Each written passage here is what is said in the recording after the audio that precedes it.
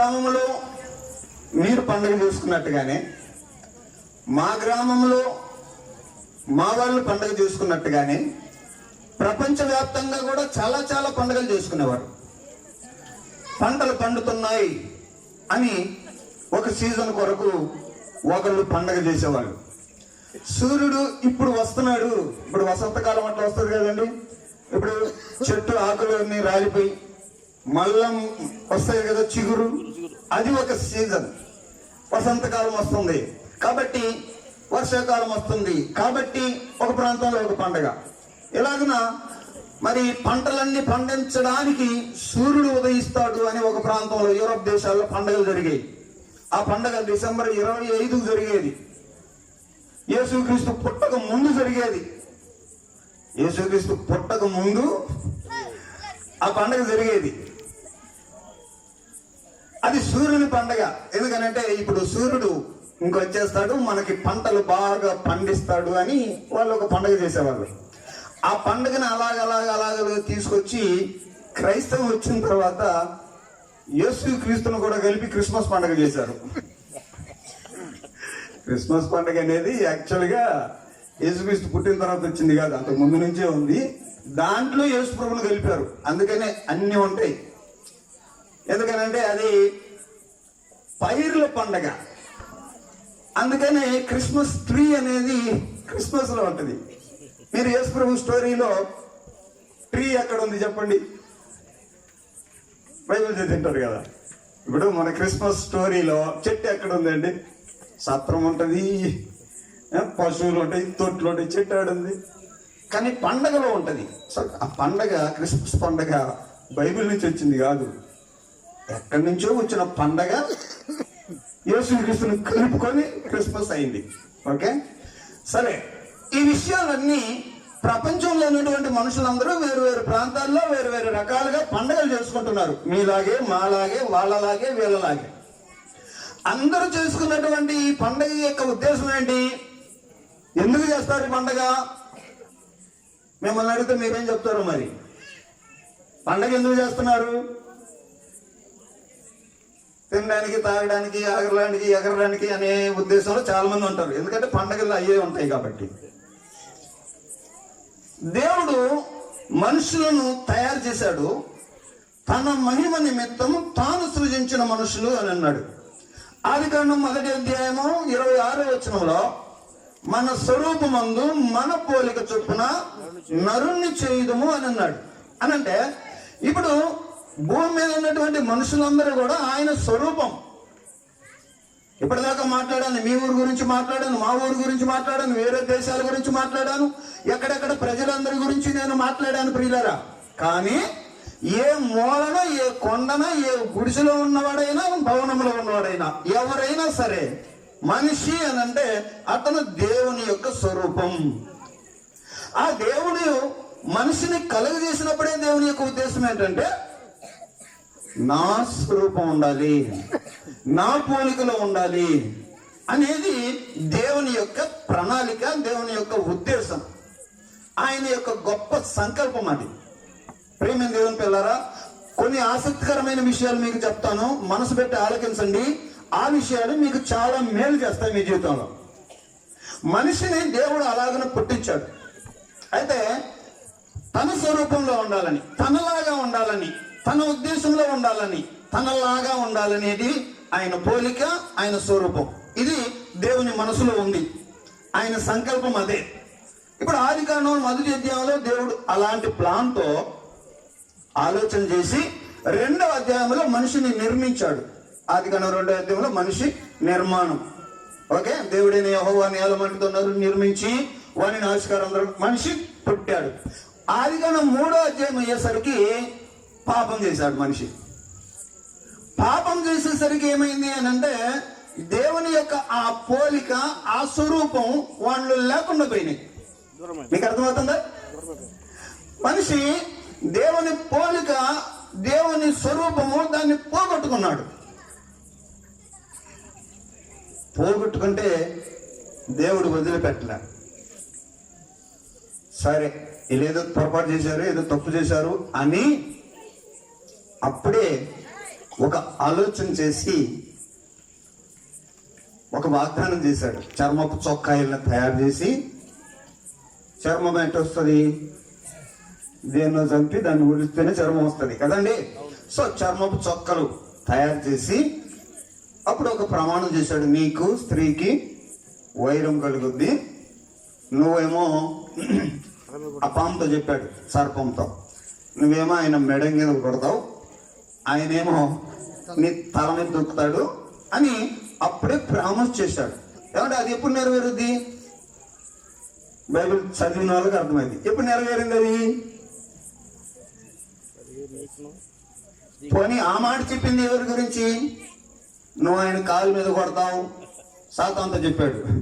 ఓ సాతానా, నువ్వు పాములాగా ఉన్నావు, ఆయన కాలు మీద కాటేస్తావు, ఆయనేమో నీ తలను తొక్కుతాడు అని అన్నాడు. ఎవరు చేసే పని అది? సరే, మీకు తెలియదేమో, యేసు ప్రభు గురించి చెప్పాడు. ఓకే, అంటే ఒక రోజున నువ్వు కాటేస్తావు ఆయన్ని, కానీ ఆయన నిన్ను తొక్కేస్తాడు అని మనిషి తప్పు చేసినప్పుడే ఈ విషయం చెప్పాడు. ప్రేమ దేవుని పిల్లారా, వినండి చెప్తా. దేవుడు మనిషి స్వరూపాన్ని కలిగించుకొని తన సంకల్పంలో ఆలోచన చేస్తూ ఉంటే అతను పోగొట్టుకున్నాడు. పోగొట్టుకున్నంత మాత్రం దేవుడు వదిలిపెట్టలేదు, మళ్ళా వాళ్ళ కొరకు ఏదో కొంచెం రెమెడీ చేస్తానే ఉన్నాడు. ఆదికాండం 6వ అధ్యాయం వచ్చేసరికి వీళ్ళు ఇంకా చెడ్డోళ్ళు అయిపోయారు. ఎందుకనగా అక్కడ ఉన్న మాటలు ఏంటంటే, ఆదికాండం 6వ అధ్యాయంలో నరుల చెడుతనము భూమి మీద గొప్పదైపోయింది. దేవుడు అనుకున్నాడు, వీళ్ళు నాలాగా ఉండాలని నేను కోరుకుంటే వీళ్ళేంటి ఇంత బలాత్కారులు, ఇంత దుర్మార్గులు అయిపోయారు. ఇట్టటోళ్ళు కాదు నాకు కావాల్సింది, ఇట్టటోళ్ళని కాదు నేను అనుకుంది అని మొత్తాన్ని తుడిచిపెట్టాడు. జల ప్రళయంలో అందరు చచ్చిపోయారు, ఒక్క ఫ్యామిలీ తప్ప, నోవహు ఫ్యామిలీ. చూడండి, ఇందాక దేవుని ఉగ్రత ఉంది అని సేవకులు మీరు మాట్లాడుతుంటే మీకేమనిపించిందో? జల ప్రళయంలో చచ్చిన వాళ్ళ సంగతి ఒకసారి ఆలోచన చేయండి. సరే, ఇది అందరూ చచ్చిపోయారు కదా, కేవలం 8 మంది. ఈ 8 మంది మంచి వాళ్ళు అనుకున్నాం. సరే, ఆ వాడ నుండి బయటకు వచ్చారు. అప్పుడు దేవుడు మరలా వాళ్ళని ఆశీర్వదించాడు. మీరు ఫలించి అభివృద్ధి చెంది మరలా డెవలప్ అవ్వండి, నా పోలిక నా స్వరూపం నాకు కావాలా మనుషులలో అని వారిని ఆశీర్వదిస్తే వాళ్ళు మరలా విస్తరించడం మొదలు పెట్టారు. వాళ్ళు విస్తరించడం మొదలు పెట్టిన తర్వాత కొంతకాలం అయ్యేసరికి మళ్ళా ఏం చేశారని అంటే, దేవుడు అంతటోళ్ళు మనం అవుదాం అని బాబేలు గోపురం కట్టాలనుకున్నారు. మళ్ళా తప్పు చేశారు. చూడండి, దేవుడు మనిషిని ఎలాగ ఉండాలని కోరుకుంటున్నాడో ఆయన అలా కోరుకుంటుంటే ఇల్లు తప్పిపోతున్నారు. ఆయన ఏదో మంచి పని మళ్ళీ ఏదో సరి చేద్దాం అనుకుంటే మళ్ళీ తప్పిపోతున్నారు. అదే ఇట్ట కాదులే మొత్తం ఊడ్చేద్దామని ఉన్న శేషాన్ని తీసుకొని దాని ద్వారా చేసుకుందాము, నా సంకల్పం నాకు నెరవేర్చుకుందాం అనుకుంటే మళ్ళా తప్పిపోతున్నారు. కాబట్టి దేవుడు ఏం చేశాడనంటే, సో ఇట్లా నేను ఎంత తెచ్చినా వీళ్ళు పనికి వచ్చేటట్లేరు, సో వీళ్ళను ఈ నా స్వరూపం నా పోలిక తిరిగి నా దగ్గరికి రావడానికి నేను ఒక ఆలోచన చేస్తానని ఒక పెద్ద ఆయన ఎన్నుకున్నాడు. ఆయన పేరు అబ్రహాం. అబ్రహామా, నేను నిన్ను ఆశీర్వదిస్తా, నీ సంతతిని ఆశీర్వదిస్తా, నీ ద్వారా సమస్త వంశములన్నీ ఆశీర్వదిస్తానని 12వ అధ్యాయంలో అబ్రహాంతో దేవుడు చెప్పాడు. ఇప్పుడు చెప్పండి, దేవుని యొక్క ఆ సంకల్పంలో నా స్వరూపం మనుషులకు నేను ఇవ్వాలా, వాళ్ళని ఆశీర్వదించాలా, వాళ్ళని నేను ఆశీర్వదించాలా, వాళ్ళని విస్తరింపజేయాలి, వాళ్ళు నాలాగా ఉండాలా అనేది ఆయన కోరిక. అయితే ఆయన ప్రయత్నాలన్నీ మనిషిని చెడగొట్టుకుంటుంటే అప్పుడు ఆయన చేసినటువంటి ప్రణాళిక అబ్రహాంతో చెప్పాడు, అబ్రహామా, నీ సంతానాన్ని ఆశీర్వదిస్తా, నీ సంతానమును బట్టి అందరిని ఆశీర్వదిస్తానన్నాడు. సో అబ్రహాముకి సంతానం, అబ్రహాముకి కుమారుడు, మనవడు, మునిమనవలు ఇలాగొచ్చాడు. యాకోబుకు 12 మంది సంతానము. ఆ 12 మందికి విస్తరించారు. వాళ్ళు 12 గోత్రాల వాళ్ళు అయిపోయారు. నిర్గమకాండం 19వ అధ్యాయం 5వ వచనంలో నేను కొంచెం వచనాలు చెప్తుంటే నాకు సడన్ గా తీసి చదవండి, అది మీకు సేవ్ అవుతుంది. ఒకవేళ మీరు చదవలేదు అనుకోండి, నేను వచనం చెప్తాను, అందులో ఉన్న మ్యాటర్ చెప్పుకుంటూ వెళ్ళిపోతా. ఒకవేళ దానికి కన్ఫర్మేషన్ కొరకు మీరు చదవాలనుకుంటే బైబిల్ తీసి త్వరగా రెఫరెన్స్ చదవండి. నిర్గమకాండం 19:5 దేవుడు చెప్పాడు, మీరు నా మాట శ్రద్ధగా విని నా నిబంధనను అనుసరించి నడిచిన ఎడల మీరు సమస్త దేశములలో నాకు స్వకీయ సంపాద్యమగుదురు అని ఇశ్రాయేలుతో చెప్తున్నాడు. ఇందాక చెప్పింది ఒక పెద్ద ఆయనతో. వినండి చెప్తున్నాను. ఒక పెద్ద ఆయన ఎన్నుకున్నాడు, ఆయన ద్వారా తన సంతానమైనటువంటి ఇశ్రాయేలుని ఎన్నుకున్నాడు. ఇప్పుడు ఇశ్రాయేలు అంటున్నాడు ఏమని? అబ్రహామునేమో నీ ద్వారా ఆశీర్వదిస్తా అన్నాడు, ఒక్క ఆయనతోనే చెప్పాడు. ఇప్పుడు ఒక జనాంగాన్ని పెట్టుకొని మీ ద్వారా ఆశీర్వదిస్తా అంటున్నాడు. ప్రేమ దేవుని పిల్లరా, దేవుని ఆశీర్వాదము, దేవుడు ఇచ్చేటువంటి ఆ ఆశీర్వాదం ఏది? మనిషి పోగొట్టుకున్న ఆశీర్వాదం, మనిషి పోగొట్టుకున్నటువంటి దేవుని స్వరూపం, దేవుని పోలిక, అది తిరిగి రావడానికి నేను ఇస్తా, అది దేవుడు నేను ఇస్తానని ఆయన చెప్తున్నటువంటి ఆ విషయాలు ఎలాగున్నాయనంటే, మనుషుల్లోకి విస్తరించిపోయారు భూమి మీద అంతా. అందరిని ఎన్నుకోలే. అందుకని అందరిని ఎన్నుకోకుండా ఇప్పుడు ఏదైనా ఒక తండ్రి బయటికి వెళ్ళాడు, పని చేసుకొని సాయంత్రం ఇంటికి వస్తాడు, వచ్చి స్వీట్స్ తెచ్చాడు. అతనికి 3-4 పిల్లలు ఉన్నారు.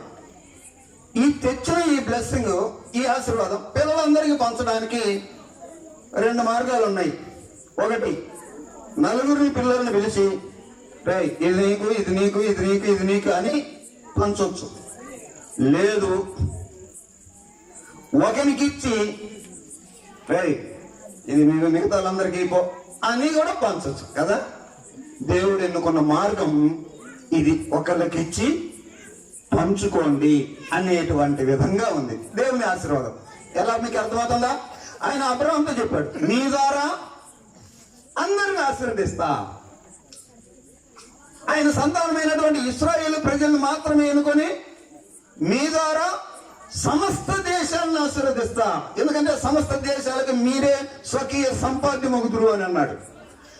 అందుకని ప్రపంచంలో ఇన్ని రకాల ప్రజలు, ఇన్ని రకాల ప్రాంతాలు, ఇన్ని రకాల భాషలు, వేషాలు కలిగినటువంటి వ్యక్తులు ఉన్నా కూడా ఇశ్రాయేలు ప్రజల్ని తన ప్రజలుగా ఆయన ఎన్నుకున్నాడు, ఇశ్రాయేలు ప్రజల్ని. కాబట్టి దేవునికి సంబంధించినటువంటి విషయాలన్నీ ప్రపంచంలో ఉన్న మనుషులందరికీ ఆయన తెలియజేయలే, తన ప్రజలకి తెలియజేశాడు. తన ప్రేమ ఎంతటిదో ఎవరికి చెప్పాడు? ఇశ్రాయేలుకి చెప్పాడు. దేవుని కోపం ఎట్లుంటుందో ఎవరి మీద చూపించాడు? ఇశ్రాయేలు మీద చూపించాడు. దేవుని కరుణ ఎట్లుంటుందో ఎవరి మీద చూపించాడు? ఇశ్రాయేలుకే చెప్పాడు. దేవుని యొక్క శక్తి ఎలాగ ఉంటుందో తెలిసేలా ఏ ప్రజలకు చెప్పాడు? ఇశ్రాయేలుకి చెప్పాడు. మీకు అర్థమవుతుందా అండి? అనగా దేవుని క్యారెక్టర్ అంతా ఇశ్రాయేలుకి తెలియజేస్తూ వచ్చాడు. ఇశ్రాయేలుకి దేవుడు చెప్పాడు, మీరు పండగలు చేసుకోండి అన్నాడు. వచ్చింది మీ పండగ. ఏమండి? ఇశ్రాయేలుకి దేవుడు పండగలు చేసుకోమన్నాడు. మీకు తెలుసా ఇశ్రాయేలుని దేవుడు పండగలు చేసుకోమన్నాడని? సంవత్సరానికి వాళ్ళు 7 పండగలు చేయాల. ఇశ్రాయేలీలు 7 పండగలు చేయాల. అందులో మొట్టమొదటి పండగ పస్కా పండగ చేయాల. వారి హెబ్రీ క్యాలెండర్ లో నిసా మాసం 14వ తేదీ పస్కా పండగ చేయాల.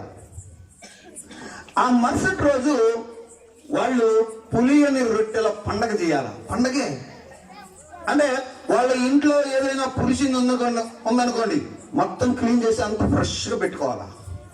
పులిసింది ఏది ఉండకూడదు, అది ఆ పండగ చేసుకోవాలా. ఆ తర్వాత మరుసటి రోజు ప్రథమ ఫలముల పండగ.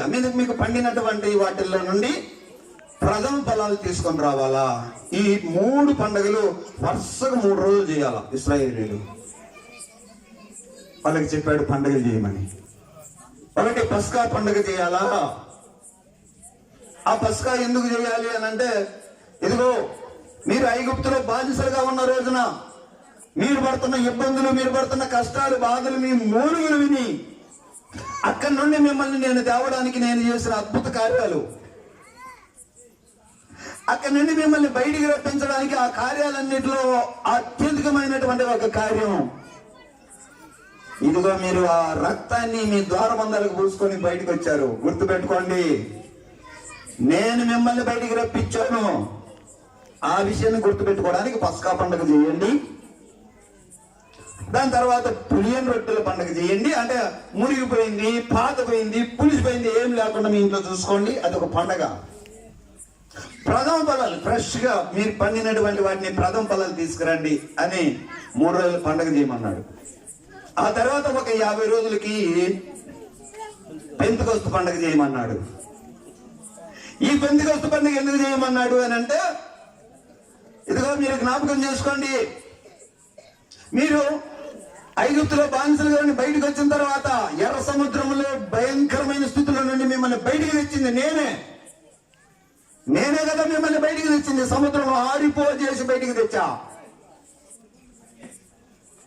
బయటికి తెచ్చిన తర్వాత సీనాయి కొండ దగ్గర అందరిని నిలబెట్టి 10 ఆజ్ఞలు ఇచ్చిండు. ఆజ్ఞలు ఇచ్చాడు కదా, మీరు ఇలాగ ఉండాలి, మీరు ఇలాగ ఉండాలి, మీరు ఎలాగ ఉండాలి. అది జ్ఞాపకం చేసుకుంటూ పెంతెకొస్తు పండుగ చేయండి. ఇలాగన 4 పండుగలు అయిపోయినాయి కదా. దాని తర్వాత మళ్ళా వారి యొక్క హెబ్రీ క్యాలెండర్లో త్రిష్టి అనే మాసంలో బోరల పండుగ చేయండి అన్నాడు. బోరలు ఓదాల, అది ఒక పండగ. పండుగలు బాగుంటాయి, ఎంజాయ్గా వాళ్ళు పండుగలు చేశారు. తర్వాత ప్రాయశ్చిత్త దిన పండగ అంటే మనుషులు చేసినటన్నిటికీ, తప్పులకి, అపరాధాలకి, అవిధేయులకి, మనం చేసిన మోసాలు, అన్ని చెడ్డ పనులకి ఆ రోజు ప్రాయశ్చిత్తం చేసుకునే దినం. అది ఒక పండగ. ఎన్ని పండగలు వాళ్ళకి బలి ఉన్నాయి కదా, పండగలు అండి. ఆ తర్వాత పర్ణశాలల పండగ అని అన్నాడు. ఆ పర్ణశాలల పండుగ మీరు వెళ్ళాలా, గుడారాలు వేసుకోవాలా. నీకు మేడ ఉన్న కూడా వెళ్ళి గుడారంలో ఉండాలి. ఆ రోజు పండగ, అది భలే ఉన్నాయి పండగలు. ఇలాగున ఇశ్రాయేలు ప్రజలకి ఆయన 7 పండుగలను నియమించాడు. ఏనండి, మరలా చెప్తున్నాను, దేవుని యొక్క ప్రణాళిక మనుషులందరినీ రక్షించాలనేది. అబ్రహాంతో ఏం చెప్పాడు? నిన్ను మాత్రమే రక్షిస్తా, నీ పిల్లల్ని ఆశీర్వదిస్తా అన్నాడా? కాదు, గుర్తుపెట్టుకోండి, నీ ద్వారా సమస్త వంశాలు ఆశీర్వాదం అన్నాడు. ఇశ్రాయేలు ప్రజలను ఎన్నుకున్నాడు కదా, ఎన్నుకొని మిమ్మల్ని ఆశీర్వదిస్తా అని అన్నాడా? కాదు, మీరు సమస్త దేశములలో మీరు నాకు స్వకీయ సంపాద్యం అవుతారు అని అన్నాడు. అంటే నా ద్వారా నా విషయాలన్నీ మిగతా వాళ్ళకి మీరు చేరాలి. ఇందాక ఒక ఎగ్జాంపుల్ చెప్పాను కదా, ఒక కొడుకి స్వీట్స్ ఇచ్చి అరే మిగతా వాళ్ళందరికీ పంచరా అన్నట్టుగా దేవుడు చేశాడు. అందుకని ఇశ్రాయేలు ప్రజల్ని దేవుడు ఎన్నుకున్నాడు. ఆయన స్వభావ లక్షణాలు, ఆయన ప్రణాళికలు, ఆయన మనసులో ఉన్నాయి, ఆయన అనుకున్నాయి, ఆయన చేయబోయాయి, అవన్నీ ఇశ్రాయేలు ప్రజలకు తెలియజేస్తూ సర్వలోకానికి తెలియజేయాలనే ఉద్దేశంలో వారిని ఆయా విషయాల గుండా నడిపిస్తూ వారితో పండుగలు చేయించాడు. మీకు అర్థమవుతుందా అండి? వాళ్ళతో పండుగలు ఎందుకు చేయించాడో, ఆ చేసేటువంటి పండుగ ద్వారా దేవుడు చేయటువంటి కార్యాలన్నీ జనమంతా తెలుసుకోవాలా. ఎందుకు మిమ్మల్ని పస్కా పండుగ చేయమన్నాను, ఎందుకు చేయమన్నానంటే గుర్తుపెట్టుకోండి, మీరు విమోచించబడిన రోజును గుర్తుపెట్టుకోండి. ఎందుకు మీరు ఎలాగ విమోచించబడ్డారు? మీరు ఆ రోజున గొర్రె రక్తాన్ని ద్వారబంధాలకు పూసుకొని బయటికి రావడాన్ని బట్టి కదా మీరు బయటపడింది అని. ఆ పస్కా పండుగ యేసుక్రీస్తు శిలువను సూచిస్తుంది. మీకు అర్థమవుతుందా ప్రియమైన దేవుని పిల్లారా? మానవుడు పోగొట్టుకున్నటువంటి ఆయన స్వరూపాన్ని, ఆయన పోలికను తిరిగి రాబట్టడానికి దేవుడు ఏమేమి అనుకున్నాడో అవన్నీ ఇశ్రాయేలు ద్వారా చేపించాడు. అది అర్థం చేసుకుంటే ఈరోజు నీకు మ్యాటర్ అర్థమైంది. పాత నిబంధన వరకు కథలు చదువుకుంటే కాదు, అక్కడ ఏముంది, దేవుడు తన మనసులో ఏం పెట్టుకొని వాళ్ళ ద్వారా ఆ పని చేయించాడు, వాళ్ళని పస్కా పండుగ ఎందుకు చేయమన్నాడు? ఇదిగో గుర్తు పెట్టుకోండి, మిమ్మల్ని బయటికి తెచ్చింది ఆ రక్తమే, మిమ్మల్ని విమోచించింది ఆ రక్తమే, మీరు తలుపుల మీద పోసుకున్న ఆ రక్తమే, ఆ రక్తమే. మీరు ఒక మాట బైబిల్ గ్రంథం చదవండి. కొరింథీయులకు రాసిన మొదటి పత్రిక 5వ అధ్యాయం 7వ వచనంలో ఈ మాట ఉంది. కొరింథీయులకు రాసిన మొదటి పత్రిక 5వ అధ్యాయం 7వ వచనం చదవండి.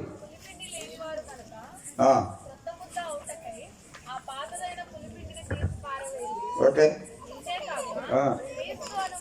క్రీస్తు అను మన పస్కా పశువు వధింపబడెను. వాళ్ళతో పస్కా చేయమన్నది ఎందుకనంటే యేసుక్రీస్తు మరణాన్ని జ్ఞాపకం చేసుకోండి అని. ప్రేమ దేవుని పిల్లారా, యేసు ప్రభు వారు శిలువలో మరణించేటువంటి సంగతిని ఆయన ఎప్పటి నుంచో అనుకున్నాడు. మీకు తెలుసు కదా, మనిషి ఫస్ట్ దారి తప్పినప్పుడే, నేను మొదట్లో చెప్పాను అది, ఏమండి గుర్తుందా మీకు? మనిషి తప్పు చేసినప్పుడే ఆయన ఒక ఆలోచన చేశాడు. ఏంటి? సర్పంతో చెప్పాడు, నువ్వు ఆయన మెడ మీద కొడతావు, ఆయన ఏమో నీ తలను చితక దొక్కుతాడు అని చెప్పాడు కదా. ఆయన యేసు ప్రభువుని అప్పుడే చెప్పాడు కదా. అది ఎప్పుడు చెప్పాడు? మనిషి ఫస్ట్ తప్పు చేసినప్పుడు చెప్పాడు. ఆ విషయాన్ని ఇశ్రాయేలు ప్రజలకి పస్కా పండుగ చేయండి, మీరు సంవత్సరం చేయండి అని, అది మర్చిపోకుండా చూసుకోండి అని చెప్పాడు. ఎందుకు చెప్పాడు అని అంటే, మనుషులందరి కోసం యేసు ప్రభు పస్కా పశువుగా వధించబడిపోతున్నాడు. ఇప్పటికి 2000 సంవత్సరాలు అయింది యేసు ప్రభు చనిపోయి. మనుషులందరి పాపముల కొరకు ఏదైతే దేవుని స్వరూపాన్ని, దేవుని పోలికని మనిషి పోగొట్టుకున్నాడో దాన్ని తిరిగి రప్పించడానికి ఆయన పస్కా పశువుగా వధించబడ్డాడు. అది ఇశ్రాయేలు ప్రజల్ని మీరు చేసుకోండి పండగ అని అన్నాడు. దేవుని పిల్లారా, పండగలు చేస్తున్నామంటే మన శరీర ఉల్లాసాల కొరకు, మన శరీర ఉద్రేకాల కొరకు, మన ఆనందం కొరకు, మన తిండి తాగి ఈట కొరకు కాదండి. దేవుని క్రియలను బయటికి పెట్టడానికి పండగలు చేయాలయ్యా. ఇశ్రాయేలు ప్రజలతో దేవుడు అందుకు పండగలు చేయమన్నది. మీరు పస్కా చేయండి అని అంటే యేసు ప్రభు గురించి చేయమనే కదా. మరి పండగ చేయాలనంటే తినడానికి తాగడానికి అని కాదండి. ఒకసారి ఇశ్రాయేలు ప్రజలు ఏమైందనంటే, మోషే సీనాయి కొండ మీదకి వెళ్ళాడు. వెళ్ళినోడు రాలే కిందికి, నడిపించే మనిషి ఆ మనిషే. వీళ్ళందరూ కంగారు ఏం రాదు, పోయిన మనిషి ఇంకా రాలేదు, కొండ మీదకి వెళ్ళిపోయాడు ఇంకా రాలేదు. జనాలకి కంగారు ఎక్కువైపోయింది. వాళ్ళ అన్న ఆరోను ఉన్నాడు. ఆరోను, ఏది నీ తమ్ముడు పైకి ఇంకా రాలేదు, మనం ఎటు పోవాలి, ఏం చేయాలి, ఇటు లాభం లేదు, మాకు ఒక దేవుడు కావాలి కానివ్వండి అని అంటే, అప్పుడు అందరు కలిసి వాళ్ళ చెవులకి ఒంటి మీద ఉన్న బంగారం అంతా తీసి ఒక బొమ్మను చేసి ఓ అని పండగ చేశారు. పైనుంచి వచ్చిన మోషే గుండె పగిలిపోయింది. యా, ఆ తెచ్చిన దేవుడు రాసిచ్చిన పలకలు కూడా పగలగొట్టాడు కోపంతో. తట్టుకోలేకండి. ఏంద్రనైనా ఈ ఎగురులాట్లేదు ఏందంట. ఇంకా మన పండగలు ఉంటాయి కదా, తినడం, తాగడం, ఎగరడం, అవి చేస్తున్నారు ఆ రోజు వాళ్ళు. చాలా కొట్టుకుంటున్నాడు ఆయన.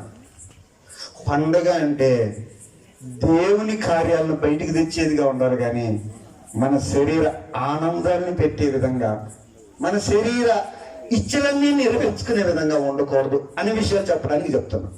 ఇప్పుడు ఇశ్రాయేలు పండగలు అవి దేవుని సూచిస్తున్నాయి. ఇప్పుడు రెండో పండగ, మీకు 7 పండుగలు చెప్పాను కదా. మీరు తెలియగలిగిన వాళ్ళు అయితే ఈ పాటికి రాసుకొని అంటారు, ఇంకొంచెం తెలియగల వాళ్ళు అయితే మనసులో గుర్తు పెట్టుకొని అంటారు. ఇప్పుడు నేను అడుగుతుంటే చెప్తుంటారు. రెండో పండుగ ఏం పండుగ అండి? పులియన్ రొట్టెల పండుగ. అంటే దాని అర్థం ఏంటి? పులిసింది ఏది ఉండకూడదు, అంత ఫ్రెష్గా ఉండాలి. పులిసింది ఏది ఉండకూడదు, చెడిపోయింది ఏది ఉండకూడదు, పనికిరాంది ఏది ఉండకూడదు. దాని అర్థం ఏంటంటే పాపం ఏమి ఉండకూడదు. అలాంటి పరిశుద్ధులైనటువంటి యేసు ప్రభు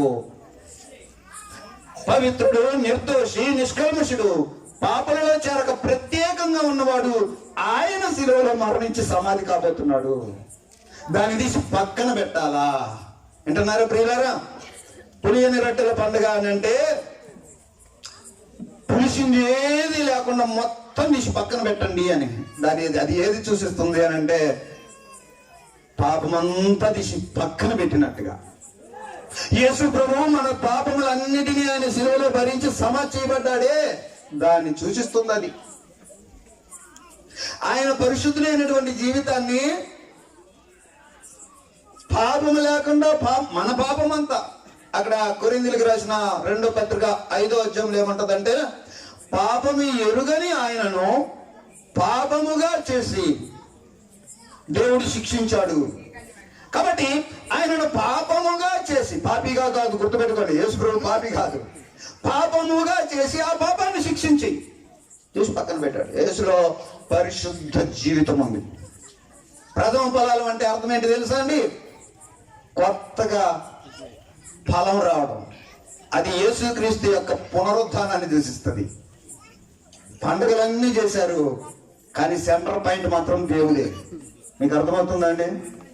పండుగలన్నీ దేవుడు వాళ్ళతో చేయించాడు, కానీ సెంటర్ పాయింట్ మాత్రం దేవుడే. యేసు ప్రభు గురించి చెప్తూ వచ్చాడు, మీరు పండుగలు చేయండి, మీరు ఈ పండుగలు చేయండి. మరలా జ్ఞాపకం చేశానా, అరే పెద్దోడా ఈ స్వీట్లన్నీ తమ్ముళ్ళకి పోరా అని తండ్రి పిల్లలకి స్వీట్స్ ఇచ్చి అందరికి షేర్ చేయాలన్న దేవుని ఆలోచన వినండి.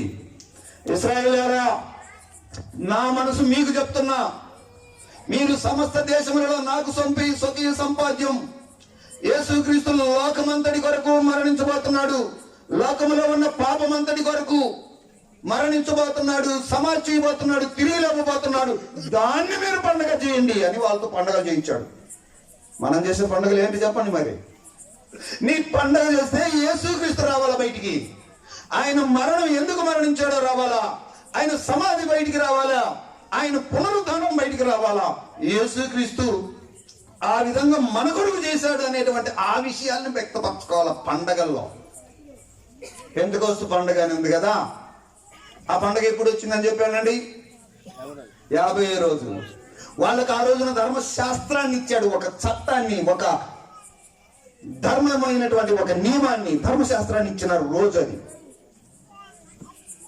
యేసుక్రీస్తు చనిపోయిన తర్వాత 50 రోజులకు వచ్చిన పెంతెకొస్తు పండుగ నాడు అపొస్తలుల కార్యం 2వ అధ్యాయంలో పరిశుద్ధాత్మని పంపించాడు కదండి. మీరు ఒక మాట బైబిల్లో చదవండి. కొరింథీయులకు రాసిన 2వ పత్రిక 3వ అధ్యాయం 3వ వచనంలో, కొరింథీయులకు రాసిన 2వ పత్రిక 3వ అధ్యాయం 3వ వచనం, రాతి పలక మీద గాని సిరాతో గాని రాయబడక, అది రాసింది ఎప్పుడు? రాతి పలక మీద వాళ్ళకి. మీకు అర్థమవుతుందా అండి? మీరు నాతో ఉండండి, దేవుని యొక్క సంపూర్ణమైన ప్రణాళిక నీ మీద ఏముందో నీకు అర్థమవుతుంది. నీ బుర్ర ఎక్కడో పెడితే నువ్వు ఇక్కడే ఉంటావు, నువ్వు ఎక్కడో ఉంటావు తర్వాత. అందుకే ఇప్పుడు మరలా చెప్తున్నావేనండి, రాతితో రాసినవి అయ్యగారు అంటే రాతితో రాసిన విషయాలు ఎప్పుడు చెప్తున్నాడు? వాళ్ళకి మొదట్లో ధర్మశాస్త్రం ఇచ్చాడు కదా, దాని గురించి చెప్తున్నాడు. ఓకే, అది కాదు కానీ ఇప్పుడు చదువు. మెత్తని హృదయములు అనే పలకల మీద జీవము గల దేవుని ఆత్మతో మా పరిచర్య మూలముగా రాయబడిన. ఎక్కడ రాశాడు? హృదయముల మీద. ఎవరి ద్వారా? ఆత్మ ద్వారా, ఆ పరిశుద్ధాత్మ ద్వారా. కాబట్టి పెంతెకొస్తు పండుగ మీరు చేయండి అని అంటే, ఆ రోజేమో వాళ్ళకి ఆజ్ఞలు వచ్చాయి, ఈ రోజేమో పరిశుద్ధాత్మని యొక్క బ్లెస్సింగ్ వస్తుంది, పరిశుద్ధాత్మని కుమ్మరింపు వస్తుంది. ఆ విషయాన్ని గుర్తుపెట్టుకోవడానికి వాళ్ళని పండుగ చేయమన్నాడండి. పరిశుద్ధాత్మ గురించిన విషయాలు లోకం తెలుసుకోవాలి. ఎలా తెలుస్తుంది అని అంటే, ఇదిగో అయ్యా మమ్మల్ని నడిపించిన ఆ ధర్మశాస్త్రం ఇదే, మమ్మల్ని నడిపించిన ఆ చట్టం ఇదే, ఆ ఆజ్ఞలు ఇవే అని వాళ్ళు చెప్పారు కదా. ఇప్పుడు లోకమంతటికి మీద పరిశుద్ధాత్ముడు వచ్చినప్పుడు, పరిశుద్ధాత్ముడు హృదయముల మీద రాస్తే లోకమంతటిని అవి నడుస్తూ దేవుడే మమ్మల్ని నడిపిస్తున్నాడయ్యా, దేవుడే మమ్మల్ని మార్చాడయ్యా, దేవుడే నన్ను ఇలా చేశాడయ్యా, నేను ఇలా మారడానికి దేవుడేనయ్యా, ఇప్పుడు చేస్తున్నానంటే దేవుడిచ్చిందేనయ్యా అని చెప్తాం కదా. మనుషులు ఇలాగ చెప్పాలని వాళ్ళ ద్వారా ఆ పండగ చేపించాడు. పండగలంటే దేవుని యొక్క కార్యాలని ప్రజలకి, వేరే ప్రజలకు తెలియజేయడానికి, లోకమంతా దేవుడి గురించినటువంటి విషయాలు తెలుసుకోవడానికి ఇశ్రాయేలు ద్వారా పండగలు చేయించాడు ప్రియులారా. బోరల పండుగ అన్నాడు కదా. బోరల పండుగ అంటే మీకేం అర్థమవుతుంది? బోర ఆర్భాటంతోనూ. ఎవరు చెప్పింది? మీ అల్ల ఎవరు చెప్పింది? మిమ్మల్ని అభినందించడానికే లేదు. ఆర్భాటంతోనూ, ప్రధాన దూత శబ్దంతోనూ, దేవుని బుర్రతోనూ ఎవరు వస్తారు? యేసు ప్రభు రెండో రాకడ గురించి చెప్తుంది. బోరల పండుగ వాళ్ళని చేయమన్నాడు. ఓ లోకమా, యేసు ప్రభు వారు తిరిగి రాబోతున్నాడు అని తెలుసుకోండి. వాళ్ళు చేసిన బోరల పండుగ లోకమంతటికి యేసు ప్రభు రాకడం గురించి చెప్పడానికి చేసిన పండుగ. ప్రేమ దేవుని పిల్లరా, తర్వాత ప్రాయశ్చిత్త పండుగ అని ఉంది కదా. ఆ ప్రాయశ్చిత్త పండుగ ఏంటంటే, పాపం ఈ యూదులు ఉన్నారు చూసావు,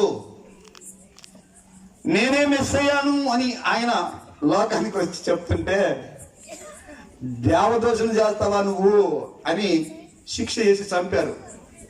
యేసు ప్రభు చంపిన వాళ్ళే కదండి యూదులు. ఆ యూదులు ఆయన చెప్పేటువంటి బోధలు, ఈ విషయాలన్నిటి మీద వాళ్ళ కోపం వచ్చి వాళ్ళు ఆయనను అక్కడ తీసుకుపోయి ఇక్కడ తీసుకుని మొత్తం మీద 5 తీర్పులు తీసుకుపోయి మొత్తం మీద సిలువ వేసి చచ్చిపోయేటట్టుగా చేసింది వీళ్ళే. అందుకని ఫస్ట్ పేతురు ప్రసంగం చేస్తూ, మీరు సిలువ వేసిన ఈ యేసును అని అన్నాడు. సో వాళ్ళ తప్పు చేశారు, వాళ్ళకు ప్రాయశ్చిత్తం ఉంది. ఒక రోజు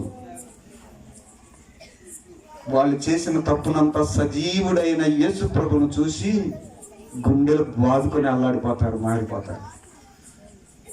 యూదులందరూ వాళ్ళకి రక్షణ ఉందండి. ఎట్లా ఉంటుంది అంటే, ఏం లేదు, మెస్సయ్య ఈయన బతికి ఉన్నాడు అని వాళ్ళు గనక గుర్తిస్తే వాళ్ళకి రక్షణ వచ్చేస్తుంది. జస్ట్ లైక్ పౌలు మాదిరి. పౌలు కూడా అంతే కదా, ఆయన యూదుడే. దమస్కులో ఉన్న క్రైస్తవుని హింసించడానికి అలాగ వెళ్తున్నాడు. సడన్ గా వెలుగు వచ్చింది, దబాయిలో పడ్డాడు. కలిదిరిగితే సౌరా నీవే ఎందుకు నన్నే హింసిస్తున్నావు? ఎవడు ప్రభువా? నేను నీవు హింసించుతున్నావు వేరుస్తున్నానే అయిపోయా, మారిపోయింది. అట్లా ఉంటది యూదుల ప్రాయశ్చిత్తం. ఒకరోజు మేమే తప్పు చేశాం, ఈ మెస్సయ్యను మేమే అన్యాయంగా సిలువకు అప్పగించాం. వాళ్ళు గుండెలు బాదుకుంటారు, ప్రాయశ్చిత్త పడతారు. అది ఒకరోజు జరగబోతుంది. పర్ణశాలలు అంటే, నేను మీతో నివాసం ఉండేటట్టుగా మీరు పర్ణశాలలు వేసుకోండి అని అందరికి చెప్పాడు. వాళ్ళందరూ ఆయన దగ్గరికి రావాలా. ప్రేమ దేవుని పిల్లారా, ఈ పండుగలన్నీ చేయిస్తూ దీని అర్థమేంటి? నేను మీతో ఉంటాను. యేసు ప్రభు మనతో ఉండేవాడిగా. ఆయనకి యేసు అని పేరే పెట్టేటప్పుడే ఇంకొక పేరు కూడా పెట్టారు. ఎవరైనా చెప్తారు? అది ఇమ్మానుయేలు. భాషాంతరమున దేవుడు మనకు తోడు అని అర్థం. అప్పటికప్పుడు ఉండిపోయేవాడు కాదు దేవుడు. ఈ దేవుని యొక్క ఈ సువార్త మొత్తం సర్వలోకానికి తెలిసేటట్టుగా ఇశ్రాయేలు పండగ చేశారు. ఓ ఇశ్రాయేలురా, మీరు సమస్త దేశాల్లో నాకు స్వకీయ సంపాద్యం అవుతారు. మీరు ఎందుకనంటే దేశంలో ఉన్న ఏ మనిషి నశించాలని నాకు ఆలోచన లేదు. అందరూ మారాలా, అందరూ రక్షణ పొందాలా, అందరూ వారు పోగొట్టుకున్నటువంటి నా స్వరూపం తిరిగి సంపాదించుకోవాలా. కాబట్టి దేవుడు అందరి మీద దృష్టి పెట్టాడు. ప్రపంచంలో ఉన్న ఏ ఒక్కడి మీద వారికి ఆ బ్లెస్సింగ్ చేరడానికి ఇశ్రాయేలును వాడుకున్నాడు. వాళ్ళ ద్వారా పండుగలు చేయించాడు. నీ పండుగలు వాళ్ళకి బ్లెస్సింగ్ రావాలా? నీ చేసే పండుగ నా సమాచారం వాళ్ళకి చేరాలా? ఇప్పుడు చెప్పండి, మీరు పస్కా పండుగ లోకానికి ఏం తెలియజేసిందండి? మీరు వినింటే నాకు సమాధానం చెప్తారు. నేను చెప్పిన దానికి మీ హృదయాల్లో కార్యం అవుతుంది. పస్కా పండుగ లోకానికి దేవుడు యేసుక్రీస్తు మరణాన్ని సూచించింది. పులియన్ రొట్టెల పండుగ తీసి పక్కన పెట్టండి అని అంటే యేసుక్రీస్తు సమాధిని చూపించింది. ప్రథమ ఫలాలు అని అంటే కొత్తగా లేచిచ్చినటువంటి ఆయనే ప్రథమ ఫలంగా లేచిన పునరుద్ధానాన్ని సూచిస్తుంది. పెంతెకోస్తు అని అంటే ఆయన భూమి మీదకి పంపిన పరిశుద్ధాత్మను గురించి సూచిస్తా ఉంది. లోకమంతా తెలుసుకోవాలా. ఈరోజు మనం చేసిన పండుగ ద్వారా దేవుని విషయాలు లోకం ఏం తెలుసుకోవాలి? ఇప్పుడు మీరు చెప్పండి, మీరు చేసిన పండుగ వల్ల దేవుని విషయాలు ఏమని బయటికి తెలుసుకోవాలి? ఎందుకు అని అంటే అది మీ బాధ్యత. గుర్తుపెట్టుకోండి ప్రియమైన దేవుని పిల్లారా, ఆ రోజున అబ్రహాముని ఎన్నుకున్న దేవుడు నీ ద్వారా నా బ్లెస్సింగ్ అన్నాడు కదా. తర్వాత ఇశ్రాయేలు ఎన్నుకున్నవాడు నీ ద్వారా నా బ్లెస్సింగ్ వెళ్ళాలన్నాడు కదా. మరి యేసు ప్రభు కాలం తర్వాత సంఘాన్ని ఏర్పరచుకున్నాడు. మీరు వెళ్ళి సర్వలోకానికి సువార్త, నా బ్లెస్సింగ్ లోకమంతరికి చేరడానికి నీది బాధ్యత అన్నాడు కదా. మరి క్రైస్తవులుగా ఉన్నటువంటి నీవే కదా దేవుని విషయాలు బయటికి పెట్టాల్సింది. నువ్వు చేస్తున్న పండుగ ద్వారా ఏమి బయటికి పెడతావు దేవుని గురించి? ఏ విషయాన్ని బయటికి ఇది దేవుని సంగతి, ఇది నీ కొరకు మరణించాడు, ఇది నీ కొరకు ఆయన తిరిగి రాస్తాడు, ఆయన వస్తాడు, ఆయన ఇలా తీర్పు తీరుస్తాడు, నీతో నిత్యము ఉంటాడు. ఏ విషయాన్ని చెప్పాలి ఇంతకు మన పండుగ ద్వారా? ప్రియమైన దేవుని పిల్లారా, మనం చేసుకునే పండుగ దేవుణ్ణి ఆకాశానికి ఎత్తి చూపించి, ఇదిగో లోకమా మా యేసును చూడండి అన్న విధంగా ఉండాలా. రోషం కలిగిన క్రైస్తవులుగా ఉండాలా. ప్రేమ దేవుని పిల్లలు వినండి, దాని కొరకు ఇశ్రాయేలు గురించి చెప్తా వినండి. ప్రపంచంలో అందరికంటే ఎక్కువ కష్టాలు పడింది వాళ్ళే. ప్రపంచంలో అందరికంటే ఎక్కువ మంది చంపబడింది వాళ్ళే. ఈ రోజు కూడా తిప్పి కొడితే కోటి కూడా లేదు వాళ్ళ దేశం. కానీ ఏ దేశం వాళ్ళ మీద ఏలు పెట్టడానికి కూడా లేదు. తెలుసా మీకు? కోటి అంటే మన ఆంధ్రప్రదేశ్ జనాభా ఎంత తెలుసా మీకు? 5 కోట్లు. అంటే దీంట్లో 20 పైసల భాగం కూడా లేదు. ఆ దేశమే. వాళ్ళ గురించి చెప్తాను. ఎందుకు వాళ్ళు అంత బలంగా ఉన్నారు అని అంటే, ఇదిగో రోషం కలిగిన దేవుడు మా దేవుడు అన్నారు. వాళ్ళు రోషంగానే ఉన్నారు. మా దేవుడు రోషం కలిగిన వాడు అని చెప్పిన వాళ్ళు కూడా రోషంగానే బ్రతుకున్నారు. మీరు ఆలోచన చేయండి, ప్రపంచంలో ఏ యూదుడైనా కూడా వేరే వాళ్ళతో బబులోను చెరదాకా తెలిసి తెలియక విగ్రహాలకు అక్కడిక్కడ పోయాడు. కానీ దేవుడు కొట్టిన దెబ్బకి 70 సంవత్సరాలు చెరలో ఉన్న తర్వాత బయటికి వచ్చిన తర్వాత ఇప్పటికీ క్రీస్తు పూర్వం 500 సంవత్సరాలు మొదలుకొని ఇప్పటికీ ఒక్క బొమ్మ దగ్గరికి పోలేవాళ్ళు. ఇప్పటికీ ఒక్క దాంతో రాజీ పడరు. తినేవి కానీ, మాట్లాడేవి కానీ, వేషధారణ కానీ ఇశ్రాయేలు ప్రియులని. అందుకనే మిగతా సమాజం అంతా వాళ్ళ మీద వ్యతిరేకంగా ఉంటుంది. అయితే ఉంటే మా దేవుడు మాకున్నాడు, మమ్మల్ని ఎన్నుకున్న దేవుడు మాకు తోడుగా ఉన్నాడు. ఈరోజు నీకు లేడా? అలాగుండాలి ప్రియమైన దేవుని పిల్లలు. మనం పండగ చేస్తే యేసుక్రీస్తు హెచ్చించబడాలి. దాని కొరకు నీకు ఆయన చేసిన, నీ కొరకు చేసిన ఆ విషయాలన్నీ నీకు అర్థం కావాలంటే ఇశ్రాయేలు ప్రజలకే ఆయన ఒక ప్రత్యక్ష గుడారాన్ని కట్టండి అని చెప్పాడు. దాంట్లో ఇలాగ దాని డిజైన్ అంతా చెప్పాడు. అందులో అతి పరిశుద్ధ స్థలం అనే ఒక పోర్షన్ ఉండాలని చెప్పాడు. దానికి మధ్యలో పెరగట్టండి అన్నాడు. తర్వాత దీనికి పరిశుద్ధ స్థలం అన్నాడు. తర్వాత ఇక్కడ ఆ దీపవృక్షము, సన్నిధి రొట్టెల బల్ల, ఇట్లాంటి అన్ని చెప్పాడు. ఆ అతి పరిశుద్ధ స్థలంలో ఆయన మందసము, దాంట్లో ఆహారం కర్ర, మన్నాగల పాత్ర అలాంటివి పెట్టమన్నాడు. తర్వాత దీని అంతటినీ రౌండప్ చేస్తూ ఒక కన్స్ట్రక్షన్ కట్టండి. దీని బయట ఒక గంగాళం పెట్టండి. తర్వాత బలిపీఠం కట్టండి. ఓవరాల్ గా ఫెన్సింగ్ వేయండి అని ఇట్లా ప్రత్యక్ష గుడారాన్ని కట్టమన్నాడు. ఇది దేవుడు వాళ్ళకి ఇచ్చేటువంటి ఆయన సన్నిధి. మీరు నా దగ్గరికి రావాలంటే ప్రత్యక్ష గుడారం రావాలా? వచ్చేటప్పుడు ఇదిగో మీరు ఏం తీసుకొచ్చారో అది బలిపీఠం మీద బలి ఇవ్వాలా. చేయండి. శుభ్రపరచుకోవడానికి గంగాళం లోపలికి తేవడానికి యాజకులు ఉంటారు. ఈ యాజకులు పరిశుద్ధ స్థలంలో తిరిగి వాళ్ళు చేయాల్సిన యాజక ధర్మం అనేది చేస్తూ ఉంటారు. వీళ్ళందరిపైన ప్రధాన యాజకుడు ఉంటాడు. ఈ ప్రధాన యాజకుడు మనుషులంటే ఇశ్రాయేలు ప్రజల ఆ పాపాలన్నిటిని కలుపుకొని ఆ పాపాలన్నీ పరిహరించడానికి కొరకై ప్రధాన యాజకుడు ఓ సంవత్సరానికి ఒక్కసారి ఆ తెర దాటుకొని అతి పరిశుద్ధ స్థలంలోకి వెళ్ళి అక్కడ ఆ రక్తం అంతా అప్పగిచ్చి వస్తాడు. ఇది వాళ్ళని చేయమన్నాడు. అది కూడా యేసుక్రీస్తు గురించే. హెబ్రీయులకు రాసిన పత్రిక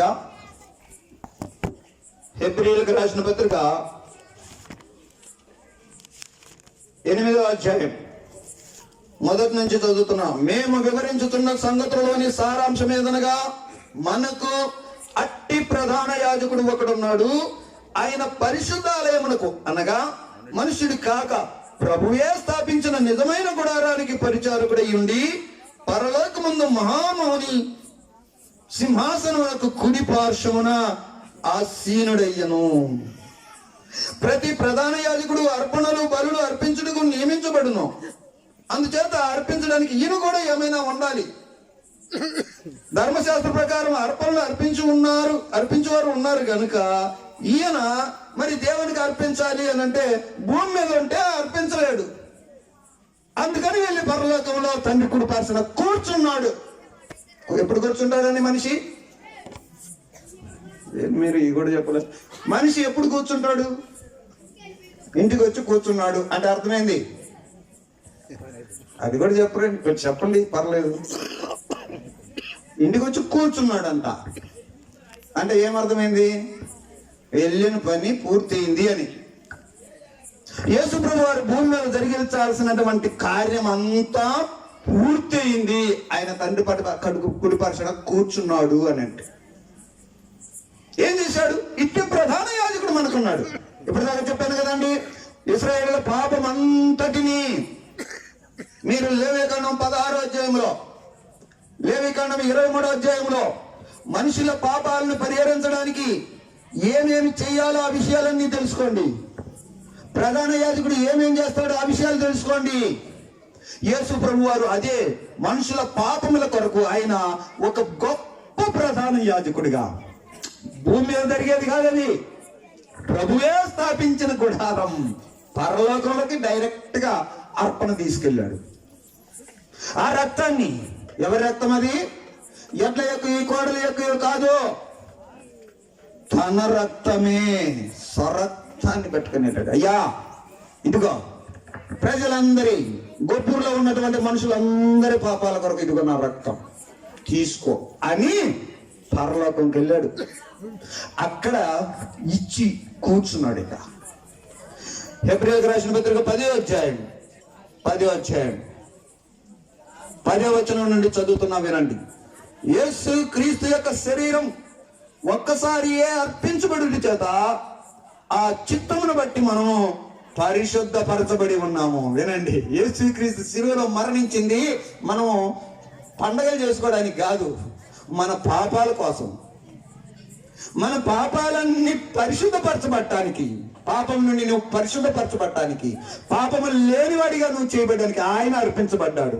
ఇంకా చదివితే, మరియు ప్రతి యాజకుడు దినదినము సేవ చేయొచ్చు పాపములను ఎప్పటికీ తీసివేయలేని బలులను మాటి మాటికి అర్పించుతూ వచ్చాడే. వాళ్ళని చేయమన్నాడు కదా, మీరు పండగలు ఏటా చేయండి అన్నాడు. ఈయన అయితే పాపముల నిమిత్తం సదాకాలము నిలుచు ఒక్క బలిని అర్పించి, అది వాళ్ళు ఏటా చేశారు కానీ యేసు ప్రభు అయితే ఒకే ఒక్కసారి అర్పించి ఎప్పటిదాకా నిలుతుంది ఆ పరిహారం? సదాకాలం. ఇప్పుడు పనిచేస్తుంది ఆ రక్తము, ఇంకా 10 ఏళ్ళకు పనిచేస్తుంది, ఇంకా 100 ఏళ్ళకు పనిచేస్తుంది, 100 ఏళ్ళ ముందు కూడా పనిచేసింది. ఎవరైతే యేసు క్రీస్తును నా కొరకే భూమి మీదకి వచ్చిన వాడు, పాపము ద్వారా ఆయన స్వరూపము ఆయన పోలిక పోగొట్టుకున్న నేను, అది తిరిగి పొందడానికి దేవుడు ఏర్పాటు చేసిన మార్గం యేసు. నా పాపములన్నిటికీ ఆ శిక్ష భరించిన వాడు యేసు అని ఎవరైతే అంగీకరించి వస్తారో వాళ్ళ పాపపు లెక్కలన్నీ ఆ రక్తంలో దేవుడు కొట్టేస్తున్నాడు. మీకు మరలా చెప్పనా ప్రియులారా, పాపము ఎరుగని ఆయనను, వినండి, పాపము ఎరుగని ఆయనను పాపముగా చేసి ఆ పాపాన్ని శిక్షించాడు దేవుడు. అతన్ని నలుగొట్టుటకు యెహోవాకు ఇష్టమాయను. యేసుప్రభు శిలువలో దెబ్బలు ఎందుకు తిన్నాడు? అది నీ పాపం కదా, ఆయన పాపం కాదు. అపోస్తలుడైన పౌలు గురించి చెప్తా వినండి. అతను అన్నాడు, నేను క్రీస్తుతో కూడా సిలువ వేయబడి ఉన్నాను అన్నాడు. ఎలా సాధ్యం అది? వాళ్ళిద్దరికి ఏమైనా పరిచయం ఉందా? పైగా యేసు ప్రభుతో పాటు చచ్చిపోయిన వాళ్ళు ఇద్దరు దొంగోళ్ళు. ఈయనన్నాడు, నేను క్రీస్తుతో కూడా. ఎలా సాధ్యం అంటే తనకు అర్థమైంది, అది యేసు ప్రభు పాపం కాదు, నా పాపం. అది నా పాపం. ఆయన దెబ్బలు పడిందంటే అది నా దెబ్బే, నాకు రావాల్సిన దెబ్బే అని అర్థమైంది. ఆ పాపం నేను ఒప్పుకున్నాడు యేసు ప్రభు. ఆ రక్తము అతన్ని పరిశుద్ధపరిచింది. అలాగనే రక్షించబడ్డాడు. ఈరోజు నీకు నాకు ప్రేమ దేవుని పిల్లారా, దేవుని ప్రణాళిక మనుషులందరూ రక్షణ పొందాలని. ఈ గొబ్బూరులో, ఈ పాలెంలో, ఈ గ్రామంలో ఏ ఒక్కరు నశించాలని దేవునికి కోరిక లేదు. ఇందాక సేవకులు మాట్లాడినట్టుగా ఉగ్రత పాలవ్వాలని దేవుడు ఏమి కోరుకోవట్లా. నీవు రక్షించబడాలని యేసుక్రీస్తుని నీ కొరకు అనుగ్రహించాడు. నీకు అర్థమైందా? ఆ విషయాలన్నీ ఆయన ఎలాగ రక్షిస్తాడో ఇశ్రాయేలు ప్రజలు కథలు చెప్పించి వాళ్ళకి పండుగ చేయించి లోకానికి చెప్పాడు. ఈరోజు మనకు చెప్తున్నాడు. ఇశ్రాయేలు ప్రజలు వాళ్ళకి ఆ విషయాలు చెప్పకపోతే మనకి ఈ సంగతులను ఏమర్థమైనాయండి? చదువు బైబిల్, పాత నిబంధన ఇప్పటికి కూడా 66 పుస్తకాలు రాని క్రైస్తవులు వచ్చాడు. ఎవరికి రాదు? పాస్టర్లకే రాదు కొంతమందికి. అయ్యా, దేవుని విషయాలు కాస్త ఆలోచన చేయండి. ఎందుకనంటే మీ ద్వారానే, మీరు చేసే పండుగల ద్వారానే దేవుని విషయాలు లోకానికి వెళ్ళాలి. మీ పండగ దేవుని విషయాన్ని బయటికి తీసుకెళ్ళాలి. అలాగనే మీ ద్వారా దేవుడు మహిమపరచబడాలి. ఇంతకీ ఈ పండుగ ఎవరు చేస్తారు అంటే ఆయన ఎన్నుకున్న ప్రజలే కదా. ఆయన విమోచించిన ప్రజలు ఈ చేయగలుగుతారు. ఆ విమోచన యేసుక్రీస్తు శిలువలో నీ కొరకు ఆయన ఇచ్చాడు. ప్రియులారా వినండి, ఆ అతి పరిశుద్ధ స్థలంలోనికి రక్తాన్ని తీసుకెళ్లిన ప్రధాన యాజకుడి వలె యేసుక్రీస్తు తన సొంత రక్తాన్ని పరలోకానికి తీసుకెళ్ళాడయ్యా నీ కొరకు. అది నీ లెక్క, అది ఆయన లెక్క కాదు. యేసు ప్రభు వారు తన శరీరం పై నుండి కింద దాకా ఆయన ఒంట్లో రక్తం చుక్కలేదు. ఆఖరికి శిలువలో వేలాడుతుంటే ఒకడు బలెత్తం పడితే అది కూడా బయట కారిపోయింది. ఆ రక్తము అనేకుల పాపములకు ప్రతిగా విమోచన క్రయధనంగా చెల్లించి ఆ రక్తమే పరలోకం చేరింది. ఎవరి లెక్క అది? తమ్ముడు నీ పేరే పేరు కోటేశ్వరరావు లెక్క, బాబురావు లెక్క, ప్రకాష్ లెక్క, రాజు లెక్క, బాలరాజు లెక్క, మీ లెక్క పరలోకంలో ఉంది. తీసుకున్నావా? సైన్ చేసుకున్నావా? ఆ విమోచన నువ్వు సొంతం చేసుకున్నావా? ప్రియులారా వినండి, పస్కా పండుగ రోజు ఆ ఇంటికి రక్తం పూసుకున్న వాళ్ళు మాత్రమే బయటకు వచ్చారు, మిగతా వాళ్ళందరూ చచ్చారు. యేసుక్రీస్తు నీ కొరకు మరణించిన విషయాన్ని నీవు సొంతం చేసుకో. ప్రభువా, నా పాపముల కొరకేనయ్యా శిలువలో నువ్వు ఇలాగ మరణించింది. నీ రక్తాన్ని అక్కడికి తీసుకెళ్ళావా? కూర్చున్నావా? పూర్తయిందా? నీ రక్షణ కార్యం ఉంది, పూర్తయిందా? నాకు జరగాల్సిన రక్షణ కార్యం అంతా అని సదాకాలం నేను ఇచ్చేటువంటి ఆ విమోచన ఎప్పుడైనా మళ్ళా రేపు ఉంది అనుకోకు. రేపు మనం ఉంటామో ఉండమో తెలియదు. గుర్తుపెట్టుకోండి ప్రియులారా, యేసుక్రీస్తును అలాగ రక్షకునిగా స్వీకరించి, అయ్యా నా పాపం నేను పాపినని ఒప్పుకుంటున్నాను, నేను మారు మనసు పొందుతున్నాను, ఇక మీదట నన్ను నీకు దాసునిగా అప్పచెప్పుకుంటాను, నా మీద ప్రభువుగా ఉండి ఓ ప్రభువా నన్ను పరిపాలించు, నేను ఎలా వెళ్ళాలో, ఎలా మాట్లాడాలో, ఎలాగ ముందుకు జరగాలో, మా జీవితాన్ని ముందుకు నడిపించడానికి నా మీద ప్రభువుగా ఉండయ్యా అని మారు మనసు పొంది యేసును ప్రభువుగా నీ జీవితానికి ఒప్పుకో. ప్రభువు నిన్ను అద్భుతంగా తన స్వకీయ సంపాద్యంగా ఉంచుకొని నిన్ను ఆశీర్వదిస్తాడు. ఈ సువార్త నీకు అర్థమైతే, యేసు ప్రభు ప్రేమ నీకు అర్థమైతే, ఆయన త్యాగం నీకు అర్థమైతే, ఆయన నీ మీద పెట్టినటువంటి తన సంకల్పం నీకు అర్థమైతే, యేసుక్రీస్తుని ఇప్పుడు ఒప్పుకుంటావు. ఇక తప్పించుకోలేవు. ఇక ఎందుకు చెప్పనా? రేపు ఒకరోజు రే నీ కోసం నేను ఇంత చేస్తే అని మొదట చెప్పిన సేవకులు ఉగ్రత చూపడా, ఉగ్రత పాలవుతాం. ఆ ఉగ్రతను తప్పించుకోవడానికి మంచి అవకాశమే ఈ మీటింగ్. నీ కొరకు అదే. ప్రేమ దేవుని పిల్లరా, ఈ మాటలు ఆలోచించేయండి. యేసును మనం స్వకీయ సంపాదనగా మనం ఉండాలా, మన జీవితం మీద ఆయన ప్రభు ఉండాలా, మనం చేసే పండుగల మీద ఆయనకి అధికారం ఉండాలా, మనం చేసే పండుగ ఆయనను లోకానికి చూపించే విధంగా ఉండాలా, దాని కొరకు మనం రోషంగా క్రైస్తవులుగా ఉండాలా. నువ్వెవడరా పండుగ చేయడానికి? నేను ఇప్పుడు ఆయన విమోచించిన వాడిని, ఆయన రక్షించిన వాడిని, ఆయన బిడ్డను నేను, ఆయన సొత్తు నేను, నన్ను విలువ పెట్టి కొన్నాడు ఆయన అంటున్నారు మీరు. ఇవన్నీ బైబిల్ వచనాలే. నేను విలువ పెట్టి కొన్నవాడని. ఏం విలువ అది? అమూల్యమైన రక్తము చేత మిమ్మల్ని కొన్నాడు. మీరు విలువ పెట్టి కొనబడిన వారు. ఆ లెక్కలోకి రా. ఎట్లా వస్తావు? రా. నేను పాపిని అని యేసు ప్రభు దగ్గరికి రా, మారు మనసు పొందు. అయ్యా నేను పాపిని, ఇప్పుడు దాకా నా ఇష్టం వచ్చినట్టు బ్రతికా, ఇక మీదట నా మీద నువ్వు ప్రభువుగా ఉండు అని ఆయన ప్రభుత్వాన్ని ఒప్పుకొని నీ జీవితానికి ఆయనకి ఇవ్వడానికి ఇష్టమైతే ప్రభు నీ పాపాలని క్షమించి తన సొత్తుగా చేసి నీ ద్వారా అనేక మందికి ఆయన ఆశీర్వాదం అందించాలనుకుంటున్నాడు. నిన్ను ఆశీర్వదించి నీ ద్వారా అనేకులకు ఆశీర్వాదం ఇవ్వాలని దేవుడు ఆశిస్తున్నాడు. నీకు ఆశ ఉంటే ఇప్పుడు ఒప్పుకో. కళ్ళు మూసుకుందాం, అందరూ ప్రార్థన చేసుకుందాం ఒక్కసారి. దయతో జ్ఞాపకం చేసుకోండి, ఈ పండగ రోజు కదా, సరే ఈ పండగైనా నా జీవితంలో గొప్ప కార్యం చేస్తుంది. నేను ఒక తీర్మానంలోకి రా. ఎన్ని పండగలు చేస్తాం, ఎన్ని రోజులు చూస్తాం? అర్థం పర్థం లేని ఎగురులాటలు, ఆలోచనలు, తినడం, తాగడం ఎన్ని రోజులు చేస్తాం? పండగల వెళకున్న విషయం అర్థమైంది కదా? అర్థమైందయ్యా, నీదే పండగ. పండుగలో హెచ్చించబడాల్సిన వాడు నువ్వే, ప్రకటించబడాల్సిన వాడు నువ్వే, అందరికి తెలియబడాల్సిన వాడు నువ్వే. దానికి నన్ను ఎన్నుకున్నావు, నీకు స్తోత్ర అని నాకు అర్థమైంది. నేను పాపిని అని, నాలో పాపం ఉంది. చాలాసార్లు మానాలనుకుంటున్నాను, మానలేకపోతున్నాను. ప్రభువా ఇక మీదట నువ్వయ్యా, ప్రభువా నా జీవితం మీద నువ్వు ప్రభు, నీ ఇష్టం వచ్చినట్టు నన్ను బ్రతికించుకో అని ఆయనకి నీ జీవితానికి ఇవ్వడానికి కనుక ఇష్టపడితే, నీ పాపము వదిలి ప్రభువును నీ జీవితం మీద ప్రభువుగా నువ్వు స్వీకరించడానికి ఇష్టపడితే, ఈ వర్తమానం నీకు అర్థమై ఎక్కడో పాపంలో ఉండి దేవుని ఉగ్రత పాలవలసినటువంటి వాడని నేను, నా కొరకే ప్రభు ఆ పరలోకమే తీసుకెళ్ళాడు నా బలియాగాని అని అర్థమైతే,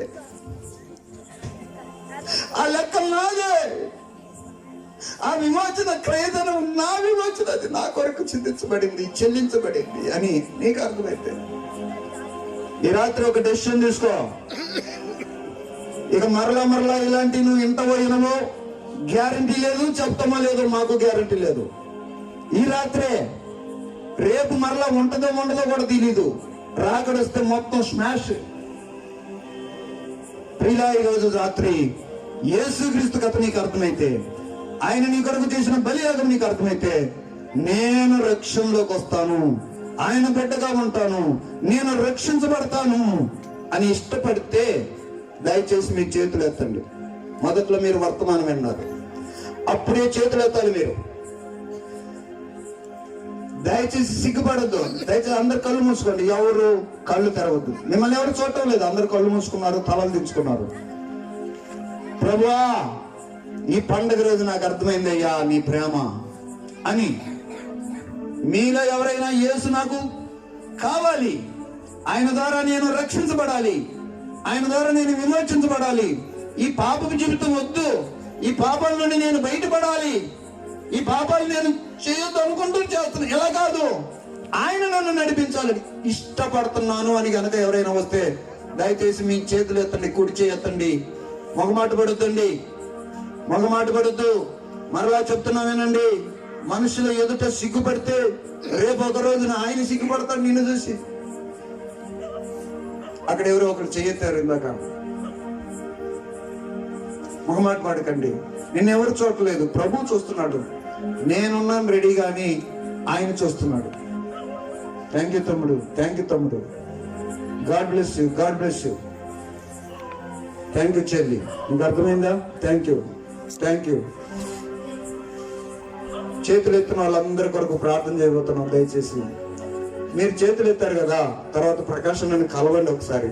అయ్యా ఏదో నాకు కొంచెం అర్థమైంది, కొంచెం అర్థం కానట్టుంది అని అడిగి కనుక్కోండి. చేతులు ఎత్తిన వాళ్ళు దయచేసి మరలా ప్రకాశం నన్ను కలవండి, మీకోసం ప్రార్థన చేస్తాం. మహాపరిశుద్ధుడైన మా తండ్రి, నీకు స్తోత్రాలు. నీ సందేశం పూర్తిగా ఈ ఊర్లో ఇచ్చాం. ఈ మాటలు విన్నటువంటి వారందరినీ నీ మాటలు చొప్పున ఆశీర్వదించండి. నీ ప్రణాళికలో ఇక్కడ ఉన్న వారందరూ రక్షణలో ఉండాలని ఉంది అని మేము ఎరుగుదాం. రక్షించబడిన వారందరిని బట్టి స్తోత్రాలు. కొంతమంది ఇప్పుడు రక్షణ తీర్మానం చేసుకుంటున్నారు. దయగలి మా తండ్రి, వారికి పాపము జీవితాలను ఒప్పుకుంటున్నారు. మారు మనసు పొందుతాము, యేసును ప్రభువుగా ఒప్పుకుంటామని చేతులెత్తి 10 మంది మందులు సిగ్గులు పడుతున్నారయ్యా. వారిని మీ సేవకులు సంపూర్ణంగా బలపరిచినట్టుగా కృప చూపించండి. వారిని రక్షించండి. వారికి కావలసినటువంటి సకలమైన దీవెనలు బట్టి ఈ కార్యక్రమంలో పాల్పంచుకున్న వారందరినీ పేరు పేరును ఆశీర్వదించమని వేడుకుంటా ఉన్నాం. ఈ మాటలు విన్న వారందరిలో నీ ఆత్మకార్యం జరిగించండి. ఈ రాత్రి ఈ మాటలు ఒక్కొక్కరిని ఆలోచనలు పడే చేసే విధంగా కృప చూపించండి నాయన. ఏంటి ఈరోజు విన్నానే, నిద్రపోవడం, దాని గురించి ఆలోచన చేసే విధంగా సహాయం చేయి. ఈ మాటలు అగ్ని వలె మండే విధంగా ఎవరెవరైతే ఈ మాటలను మనసు పెట్టి విన్నారో వారికి నిద్ర లేకుండా చేసి రక్షణలోనికి తీసుకురయ్యా.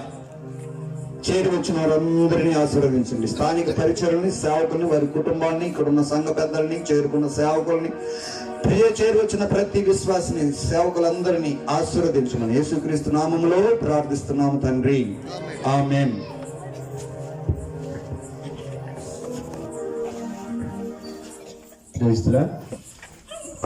ఇంతవరకు భారంతో వాక్యం అందించిన దైవశులు